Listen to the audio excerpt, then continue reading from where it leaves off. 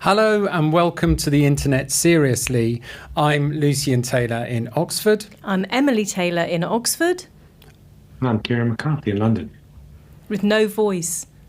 With no voice. Yeah, Kieran's just done an election standing as a Lib Dem. And so today on the Internet Seriously on our podcast, we're talking about three things. The first is obviously the UK election 2024. Labour Party have just taken power. What does that mean from our point of view as sort of internet people? But before that, Kieran's going to be talking about the fathers of the internet, and they've been talking about this alumni of these people, these sort of grey-haired wizards, have written a letter to the United States Secretary General about the Global Digital Compact. They can explain that, not me. And finally, Emily's got a letter from the Chinese government about internet standards that's striking her interest.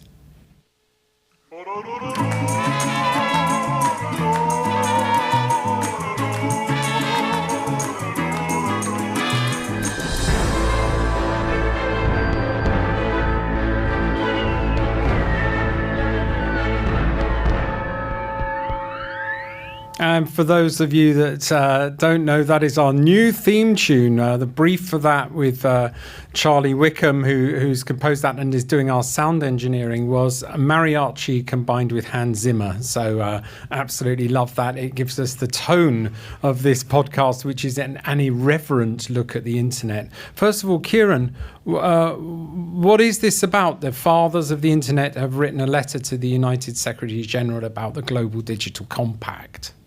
Yeah, so this has been going on for a long while. And forgive my voice, I've been talking to too many people for too many weeks.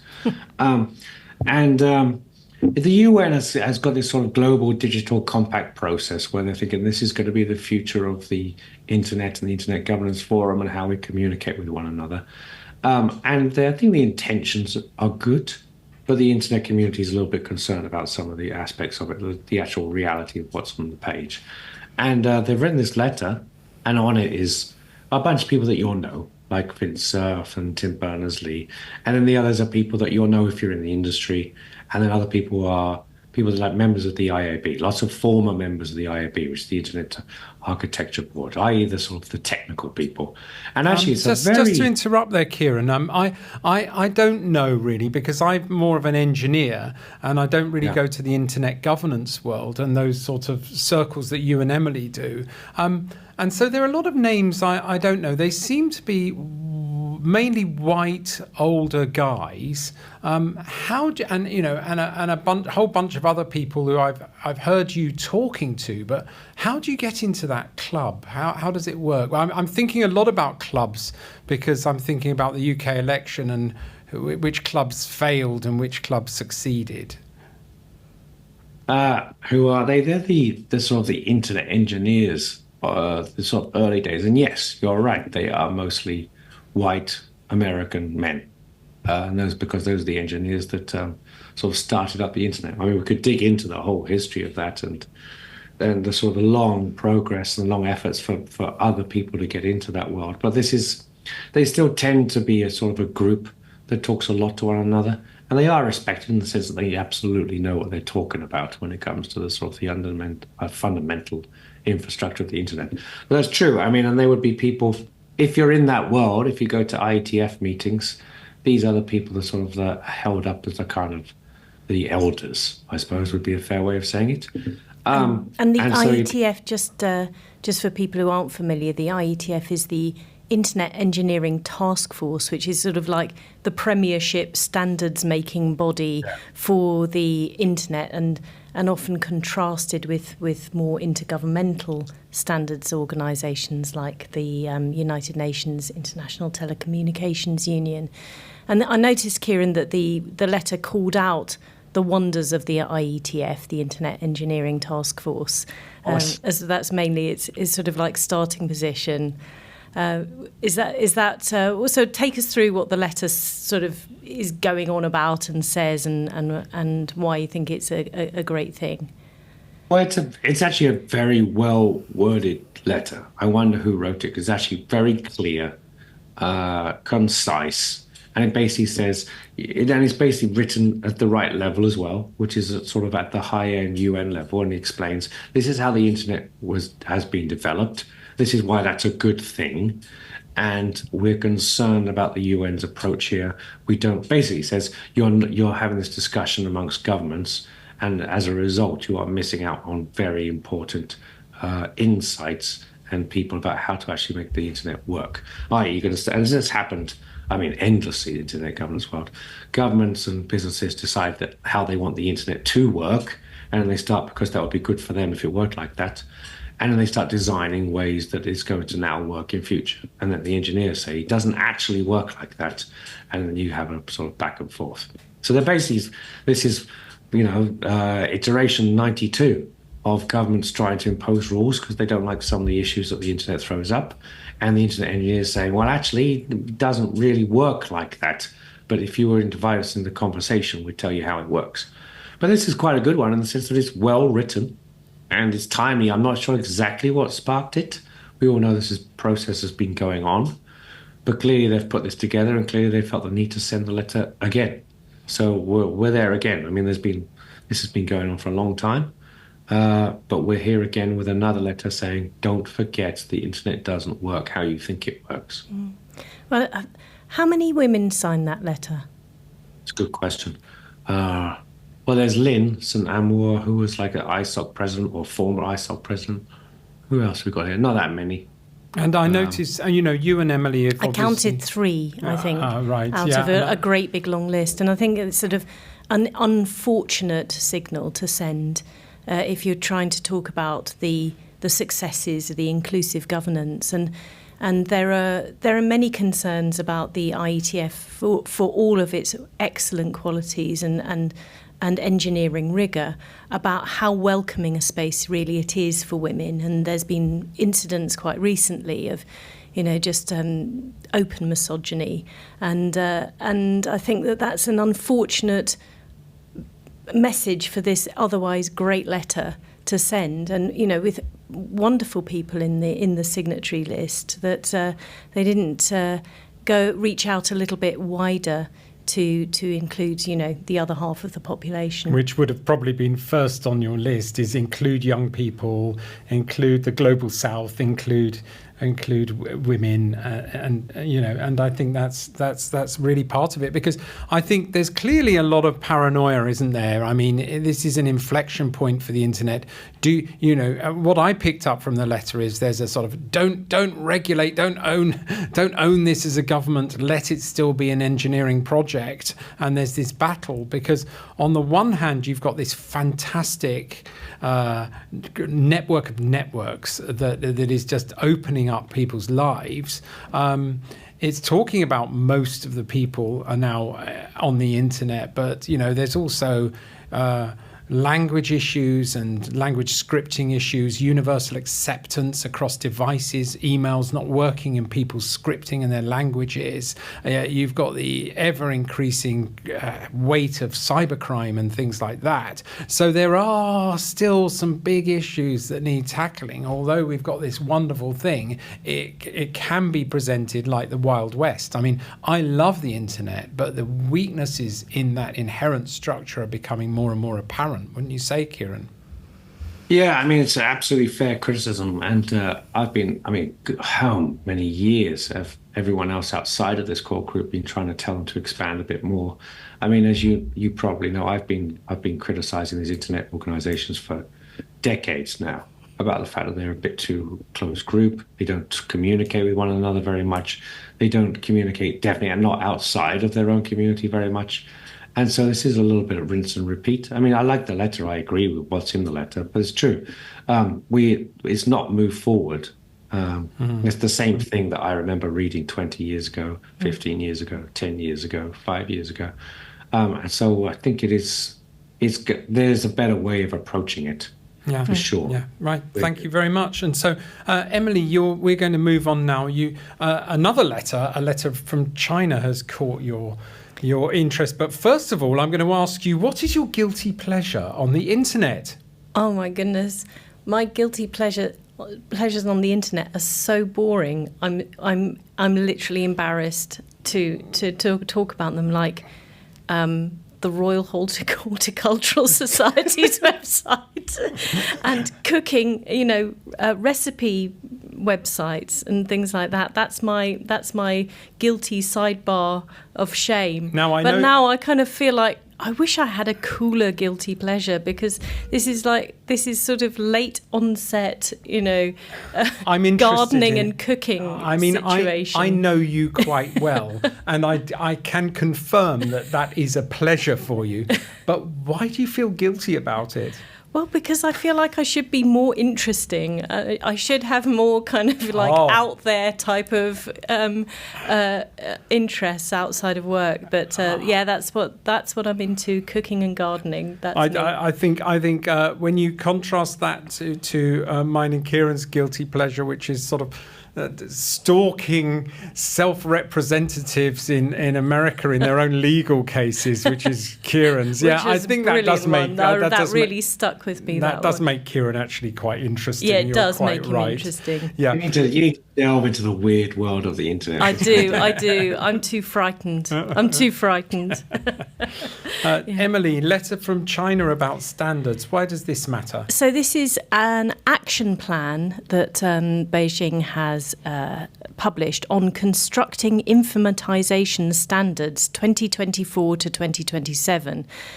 And it is a supporting document for the 14th five-year plan. That's the 14th five-year plan. So part of what the Chinese government really likes to do is set out in writing and quite short, readable documents what it is exactly planning to do in technology. And one of the things that really comes across is the way that China sees technical standards. We were just talking about the Internet Engineering Task Force a minute ago with Kieren, but the Chinese government really sees standards as a way of supporting its economic and foreign policy goals and its political goals, and so it sees it really as bound in with its national strategy and integrated into sort of achieving domestic goals like eliminating poverty, managing very complex supply chains and making agriculture more efficient,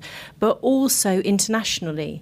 They're talking about the need, very sort of like the converse of what's going on among the so-called like-mindeds, the sort of the US, EU and the global north, if you like. That China is also saying sort of, we need to work with international partners like our Belt and Road, G20, the BRICS and so on. And also... Sorry, these are all acronyms, the BRICS. We know the G20 is the grouping. So the BRICS is the group of Brazil, Russia, India, China and South Africa. And it's actually, there are talks about increasing that group to include countries such as Argentina. So it sort of really felt like that is the grouping of the real kind of emerging superpowers, if you like, tomorrow's superpowers. Why does this need doing? Why are they writing this? We've heard from Kieren this letter from the overlords of the internet, the former founding fathers, plus a few who have jumped on the bandwagon who I don't know and how they got there. But we've got this letter coming saying government mustn't kind of over-regulate, overtake over. We've got China now saying we want to get together with others to do what? Well, this is part of what China does. So it's an action plan. It's part of their sort of regular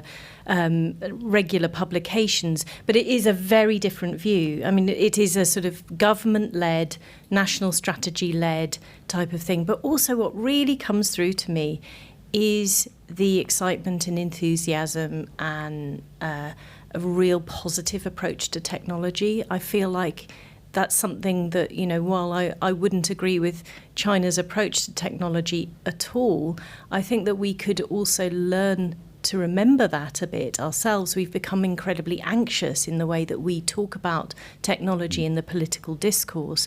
But it's also, there's been many concerns about the activities of China in standards bodies. You know, people who attend standards meetings talk about, well, it's our group of kind of slightly dislocated amateurs against a really daunting large number of professionals from China, coming in great numbers, highly organised, with very, very, very directed goals in mind.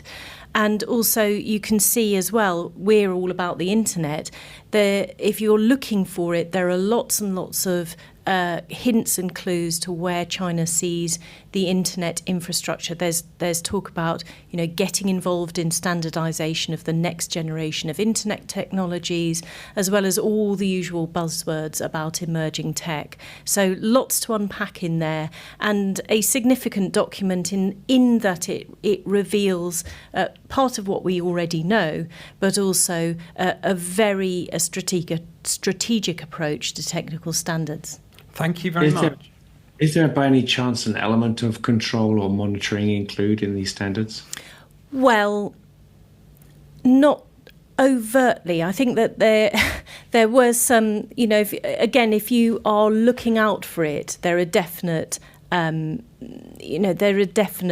hints for what could be surveillance technologies. And, you know, one of the issues that many people are worried about is the standardization of artificial intelligence, including facial recognition technologies. And,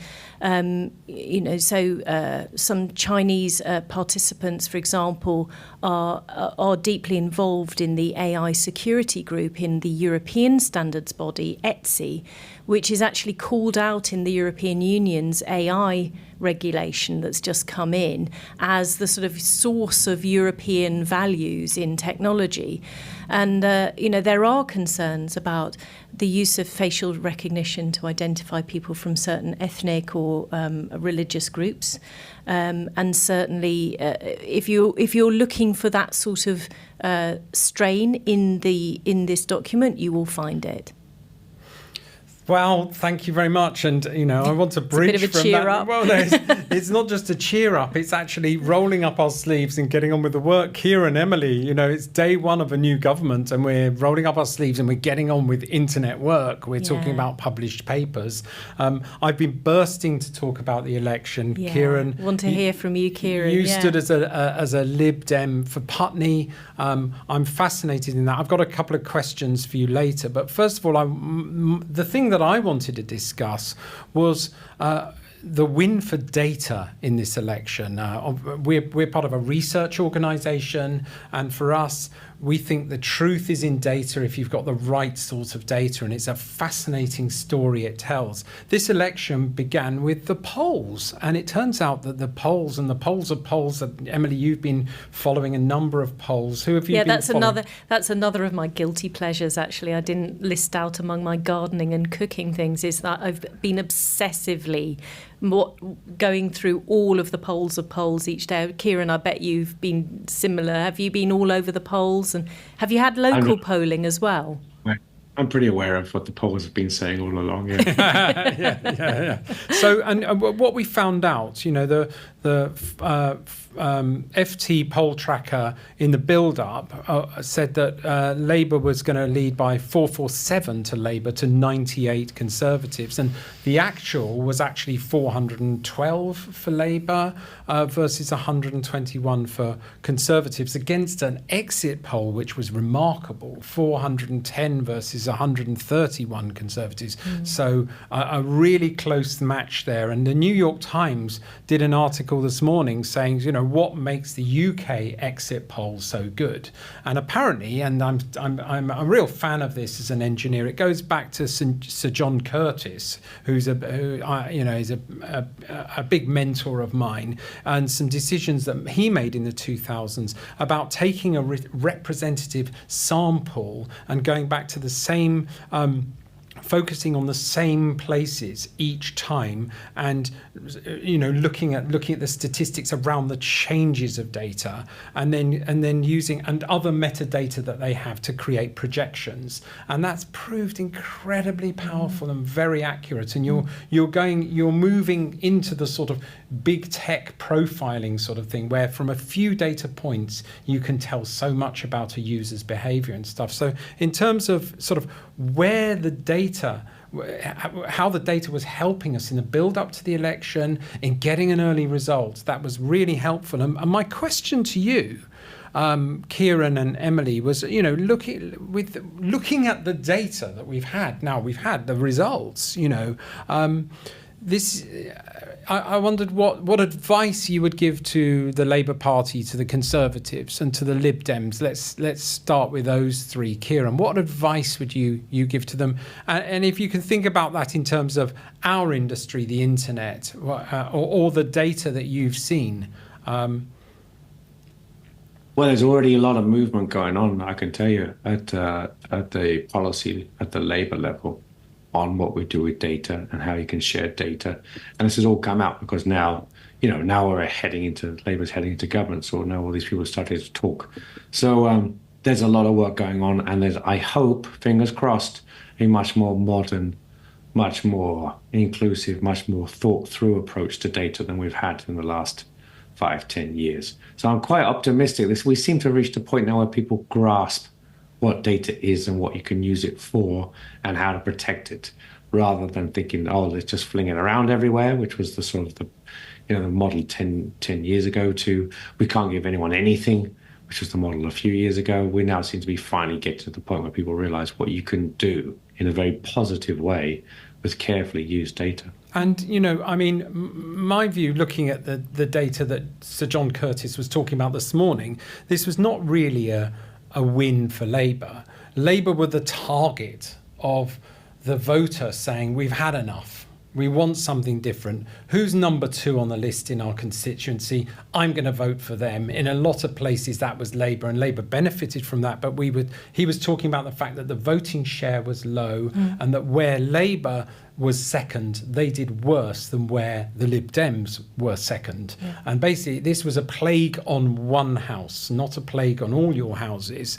What would you say to Kieran's picked up about the big data, the issues of big data, that we, and there was part of the Labour manifesto was to develop data warehouses and to bring data and data processing onshore, so to speak. That's all. What was your thoughts about that, and your message to the Labour Party now that they're in power? Yeah, I was struck by two things last night. One is low voter turnout, which is always a warning sign for democracies.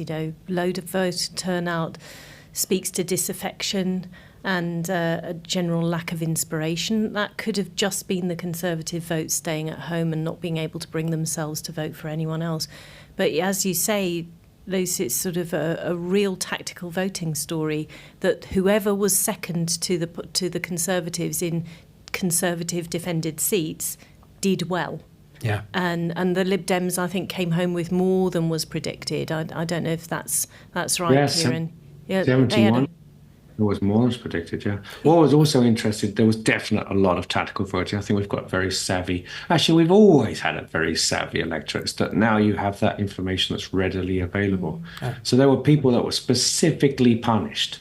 Liz Truss springs to mind. She had a very, very large majority, and she was specifically punished because of what she did to the economy. There's no doubt about it, because it wasn't a full swing. Some people kept their jobs, some people didn't. Some people lost massive majorities, some people retained with small majorities. So weirdly, people have started being able to read the data themselves and act accordingly, which is a little odd. I mean, I'm all for changing the entire system to one that actually makes sense. I'd love to run the numbers with proportional representation and see what kind of government we'd end up with. Because I think that if it was proportional representation, wouldn't Reform have more MPs than the Lib Dems? And one of the things that's so striking is that the Lib Dems did incredibly well. Labour did incredibly well without really moving the needle nationally on their previous vote, which was the Labour's worst performance ever. But my advice to the Labour government, because I'm sure they'll be listening, right, is the international aspect of technology and how it's increasingly becoming a foreign policy issue as well as a domestic innovation issue, and it's a geopolitical issue as well. And so this government has got to really think about what is its relationship with China going to be, and how do you become a cyber power, which the UK has the previous government wanted. How do you do that when you're outside of all of the major economic blocs? Thank you. I have a slightly different piece of advice for the Labour Party. I agree with all that stratospheric thing. I think it's almost become... it's important to talk about AI and big data. It's like you're sort of failing in government if you don't talk about AI and big data. But I worked for a brief period of time in the NHS, and I know somebody very close who works in the NHS, and my plea to the government now is, you've got a majority, you say you're going to sort out the NHS. I worked in the information department of the NHS, nearly had a nervous breakdown with all the terrible software and systems that they've been lumped with. If you're going to earn $100,000 or pounds as a software engineer, are you going to apply to the NHS? Now the NHS has waiting list problems. I used to be involved in trying to help people practitioners game the system to pretend to their governments that they were dealing with their waiting lists quicker. What you need is stuff that they have in airports and they have in holiday company type software systems to help with that massive of need. Here's a quote. Somebody wrote this to me in the last day. I got politically riled up by a morning of it taking on average 4 hours to discharge a patient due to shit software.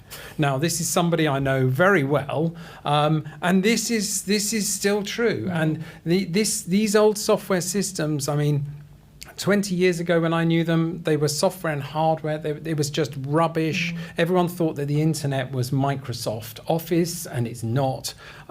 These were like Victorian drains. These were huge, huge problems. These are things that you have to sort of change and upgrade to make all the waiting lists smoother, all the information smoother. My plea to the government is, try and tackle those sorts of things in the NHS and just modernise it in the way that you would a supermarket or a holiday company. Finally, I think we've got to talk about, the Conservatives. What are they going to do next? Here they are. They call themselves the natural leading party. They've been sacked by the people. They've got to rewrite the agenda.